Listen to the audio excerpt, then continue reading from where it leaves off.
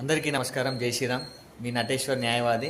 ఈరోజు మా గురువు గారైన డాక్టర్ కృష్ణారెడ్డి గారు భగవద్గీత అధ్యయన మండలి గౌరవ అధ్యక్షులు, స్థాపికులు, దాని గురువు గారు. అలాగే మా గీత గురించి 2 వాక్యాలు చెప్తారు. అలాగే యోగా గురించి కూడా 2 వాక్యాలు చెప్తారు. సార్ గారి మాటలో చెప్పండి సార్. యోగంలో 5 రకాల లాభాలు రావాల్సి ఉంటుంది. ఒకటేమో ఫిజికల్, రెండవదేమో ప్రాణికల్, మూడోదేమో సైకికల్, నాలుగోది ఇంటలెక్చువల్, ఐదవది ఇంట్యూజనల్, అది ఆత్మ. ఈ 4 లాభాలు రాకపోతే కేవలం శరీరం, ప్రాణం, ఫిజికల్ ఫిట్నెస్, ప్రాణిక్ ఫిట్నెస్ ఉంటే సరిపోదు.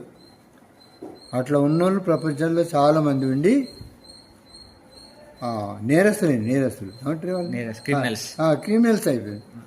అంచేత రావణాసురుడు రాముని కన్నా ఎక్కువ అందగాడు, ఎక్కువ యోగం నేర్చుకున్నాడు. ఏం యోగం అది?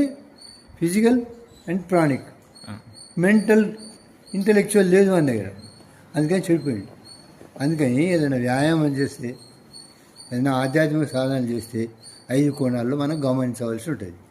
ఫిజికల్ ఆర్ మెకానికల్, కెమికల్ లేదా ప్రాణిక్, సైకికల్ లేదా మనసుకు సంబంధించిన, ఇంటలెక్చువల్ బుద్ధికి సంబంధించిన, ఇంట్యూజనల్ ఆత్మకు సంబంధించిన 5 కోణాల్లో చూడకపోతే నీ యోగం అసంపూర్ణం.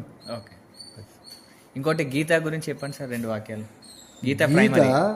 గీతం కూడా యోగే. గీత కూడా అది ముఖ్యంగా ప్రాణాన్ని, బుద్ధిని, మనసుని గురించి చెప్తుంది.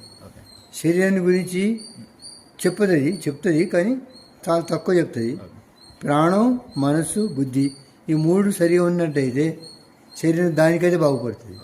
దానికి వేరే ఎక్సర్సైజులు పెద్ద విశేషమే ఉండదు. అన్ని సమత్వాలు ఉంటాయి. అన్నమయ, ప్రాణమయ, మనోమయ, విజ్ఞానమయ, ఆనందమయ కోశాల గురించి చెప్తుంది. 5 కోశాల గురించి చెప్తుంది. అయితే అది కింద అన్నమయ కోశాన్ని గురించి దానికైతే సర్దుకుంటుంది, మిగతా 3-4 కోశాలు సరిగా ఉన్నప్పుడు. కానీ కింద ఎక్సర్సైజ్ చేసి, ప్రాణాయామం చేసి, ప్రాణాయామం శరీరాన్ని ఫిట్గా ఉంచి, మనసు, బుద్ధికి సంబంధించిన యోగాన్ని మనం నేర్పకపోతే వాడి క్రిమినల్ కూడా కావచ్చు. చెప్పు, ఇంకేమడుతూ. ఓకే, చూశారు కదా. అలాగే మా మంచిర్యాల పట్టణంలో, మంచిర్యాల జిల్లాలో భగవద్గీత అధ్యయన మండలి రామ్నగర్లో ప్రతిరోజు నిత్యం ఉదయం 5:30 నుంచి 7:30 వరకు, అలాగే సాయంత్రం 6:30 నుంచి 8 వరకు ఉంటుంది. కాబట్టి ప్రతి ఒక్కరు వినియోగించుకోగలరు. మీ నటేశ్వర్ న్యాయవాది. జై శ్రీరామ్.